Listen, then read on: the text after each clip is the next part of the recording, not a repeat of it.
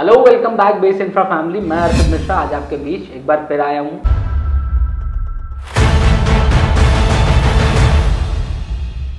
हम जय कुमार तिवारी सर के साथ एक बार दोबारा जुड़ रहे हैं। बहुत बहुत सौभाग्य प्राप्त हुआ हमें। आप इनसे रिलेटेड कोई भी जो जानकारी जो ये देते हैं, हम लोग को मेंटर करते हैं या आप लोगों को मेंटर करते हैं।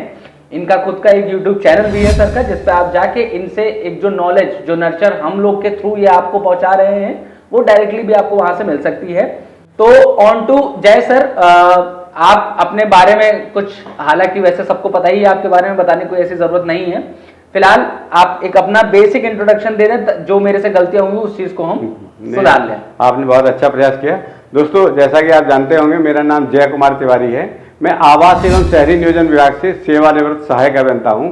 मैंने अपनी सेवा काल में कानपुर विकास प्राधिकरण, लखनऊ विकास प्राधिकरण, गाजियाबाद विकास प्राधिकरण, बरेली विकास प्राधिकरण और मथुरा वृंदावन विकास प्राधिकरण जैसे बड़े विकास प्राधिकरण में सेवा की है। और सेवानिवृत्त के बाद से मैं आप लोगों की सेवा अपने YouTube चैनल के माध्यम से करता रहता हूं। दोस्तों, मेरे YouTube चैनल का नाम है सिविल इंजीनियर जय कुमार तिवारी। आप किसी भी जानकारी के लिए, हाउसिंग एंड अर्बन प्लानिंग से संबंधित जो भी जानकारी है, आप हमारे YouTube चैनल पर जाकर डिफरेंट प्लेलिस्ट के अंतर्गत रिलेटेड वीडियोज देखकर कर सकते हैं।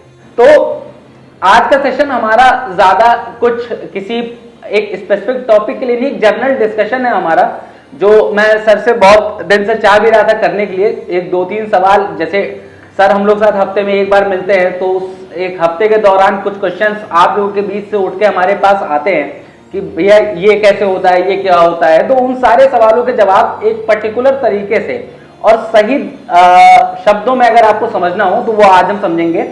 जिसमें सर पहला सवाल जो हमारे मतलब एक कस्टमर है उनका था, तो उनका ये एक सवाल था कि कंप्लीशन सर्टिफिकेट एक होता है या जिसको हम लोग कहते हैं कि जो है जब तक वो नहीं मिलता है, रजिस्ट्रियां नहीं हो सकती हैं किसी भी प्रोडक्ट में, कहां तक ये सही है और कंप्लीशन सर्टिफिकेट का क्या महत्व है।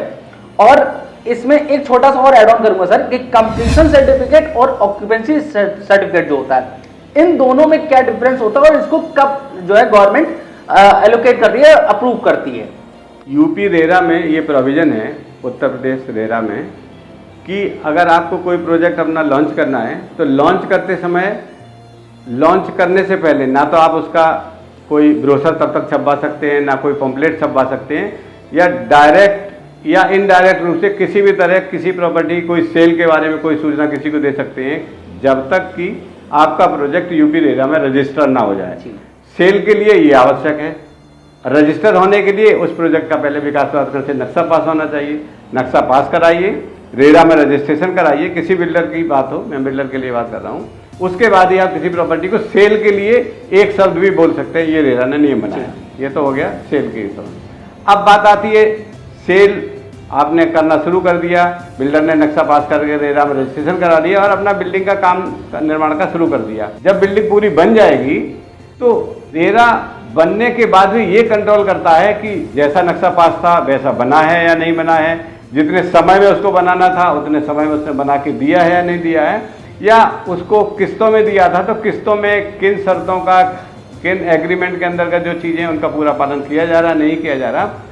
तो इन शर्तों का पालन, उसमें जो विक्रेता बिल्डर है उसका भी हित का ध्यान रेरा रखता है और जो बायर है उसके भी हित का ध्यान रखता है। तो ये जो रजिस्ट्रेशन की बात जो आपने पूछी है, इसका मतलब ये है कि अगर कोई बिल्डर बिना रेरा से अनुमति लिए कब्जा दे देगा या रजिस्ट्री कर देगा, तो उस बायर का हित कैसे इंश्योर कर पाएगा रेरा।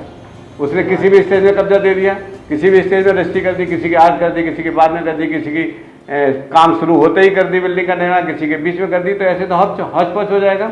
तो बायर के हितों का ध्यान नहीं रखा जा सकता है। इसलिए रेरा ने कानून में ये प्रोविजन किया है कि किसी भी फ्लैट की या मकान की जो रेरा में रजिस्टर्ड प्रोडक्ट है, उनकी रजिस्ट्री होने के बाद ही उस बायर को उसका कब्जा दिया जाएगा या पोजेसन दिया जाएगा। ये मतलब है, ये मैंडेटरी है, बिना रजिस्ट्री के कोई कब्जा किसी बायर को कोई बिल्डर नहीं दे सकता।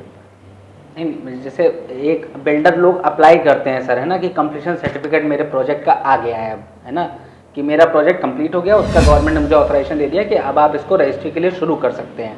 तो वो कंप्लीशन सर्टिफिकेट कुछ लोगों ने मुझसे कहा कि उसका ऐसा कोई नीड नहीं होता है, है ना, मतलब कंप्लीशन सर्टिफिकेट आपको गवर्नमेंट इनिशियल लेवल पे भी दे सकती है, या 3 साल बाद जब आप चाहें तो आप अप्लाई कर सकते हो वो किसी भी दौरान। तो वो ये कस्टमर इंफॉर्मेशन है जो बहुत ज़रूरी है।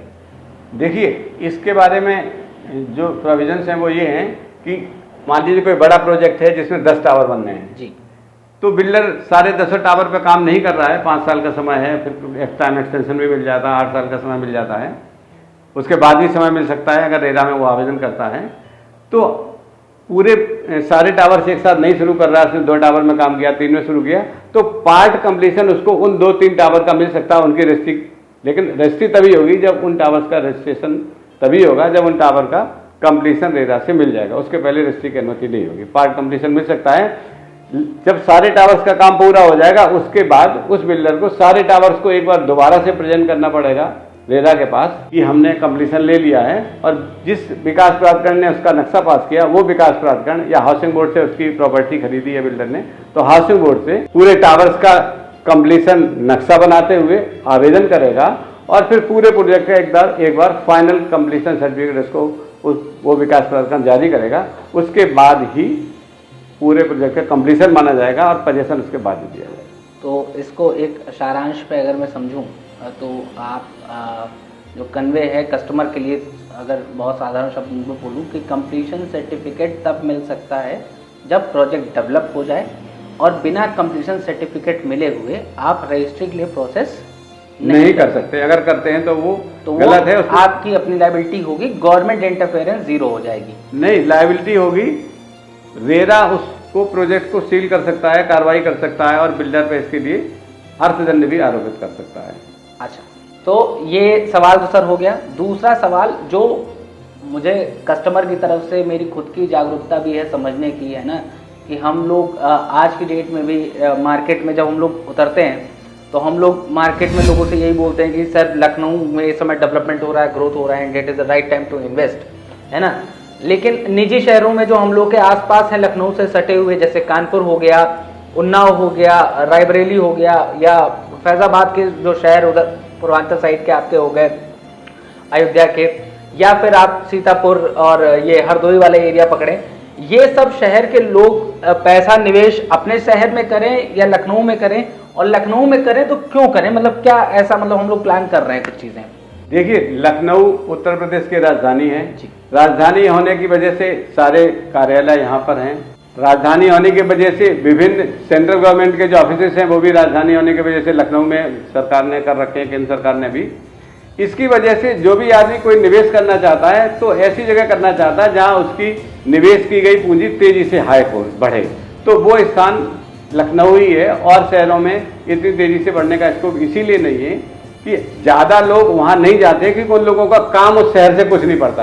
रायबरेली में जिला हेडक्वार्टर है, हरदोई में जिला हेडक्वार्टर है, तो जिले में जो काम हो सकते हैं वही होंगे।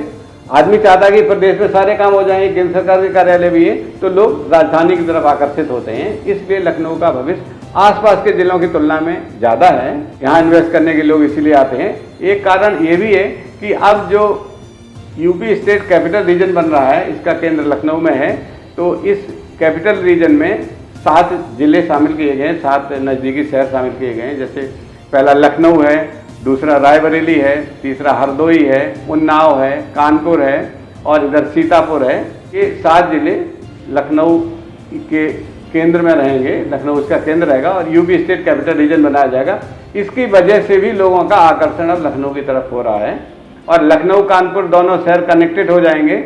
यूपी सीडा ने अब टेक ओवर कर लिया लीडा से, अब यूपी सीडा लखनऊ से कानपुर तक पूरा इंडस्ट्रियल एरिया डेवलप कर रहा है। इसकी वजह से कानपुर और लखनऊ दोनों शहर कनेक्टेड हो जाएंगे, और फास्ट ट्रैक ट्रेन भी लखनऊ और कानपुर के बीच चलाई जा रही है, रिसेंटली अप्रूव की है।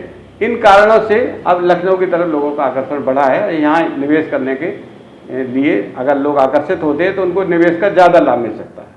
बेहतर तरीके से आपने समझाया, और मुझे लगता है कि ये चर्चाएं हमारी आपकी जो चलती रहेंगी, हम और आप मिलते रहते हैं, हर हफ्ते में एक बार आप मौका देते हैं अपने पास आने का, ये चर्चाएं चलती रहेंगी। फिलहाल आज के लिए हमारे ये 2 क्वेश्चन जस्टिफाइड हैं, जितना अपना समझने की ज़रूरत है।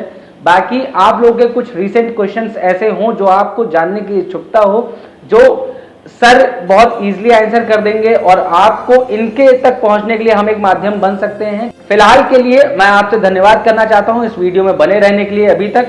और हम आपको एक और इंफॉर्मेशन जो बहुत जरूरी है कि हम लोग 1 एंड 2 ऑफ अक्टूबर को प्लान कर रहे हैं एक बहुत बड़ा मेगा प्रॉपर्टी एक्सपो, या आप एक्सपो कह लो या उसको प्रॉपर्टी फेयर कह लो आप, जहां पे सारे बड़े बिल्डर्स आपको एक रूफ के अंदर मिलेंगे किड्स प्ले एरिया के साथ, और वहां पे bank loan facilities, lucky draw, bumper gift offers, ये सारी चीजें कहने की बात नहीं है, लास्ट टाइम हमने कर रखा है, आप देख भी सकते हैं।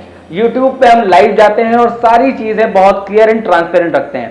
तो आप अगर कुछ प्रॉपर्टी फाइनल करना चाह रहे हैं जो LDA, रेरा और बैंक अप्रूव्ड हो, तो आप हमें गिवन नंबर पे कॉल कर सकते हैं। प्लस अगर आपकी कोई ऐसी क्वेरी हो जिसका आंसर आपको चाहिए एक ऑर्गेनाइजेशन लेवल पे, तो उसके लिए अगर आपको कोई सपोर्ट जरूरत हो तो आप हमें नीचे दिए हुए नंबर पे कॉल कर लें, ताकि हम आपको एक अच्छी गाइडेंस के साथ उन चीजों का जवाब दे सके। Thank you. Base alpha family property से ही दिलाएंगे यही। नमस्कार दोस्तों।